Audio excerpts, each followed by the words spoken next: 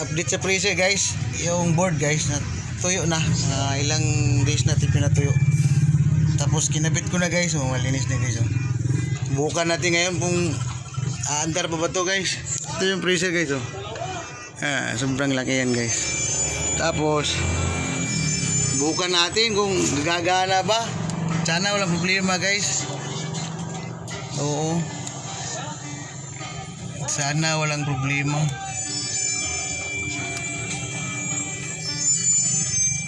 Sana walang problema.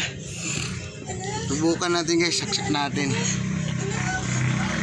Ito yung power cord guys. Tapos ito yung sak natin ha. Yes. Ayan guys, kasaksak na siya guys. Ayan, umandar na yung motor guys.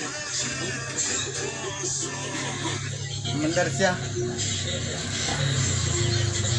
Ayan tumutunog na. Sana okay guys. Dinig nyo guys. Ayan ayan maandar na yung compressor guys. Sa tingin ko guys, okay na to guys. Maraming salamat po. Buti na lang walang nangyari. Mandar na siya.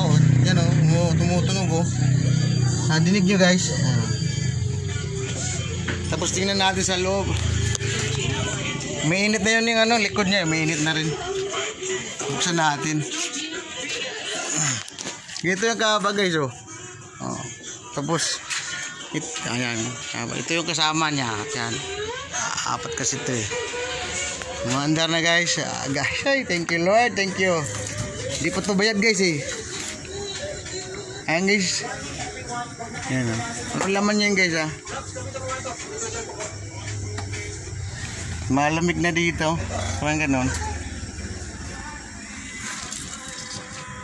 Medyo okay na to guys. Matakbo na. Mainit na guys Yan mainit na. Yung compressor matakbo na. Hanggang dito na lang guys. Maraming salamat yung panonood. Thanks for watching. Ayan guys, okay na to guys. Mainit na. Ay, thank you Lord. Hindi pa kasi ito bayad Matakbo na guys. Maraming salamat sa mga nag-advise Ayan matakbo na.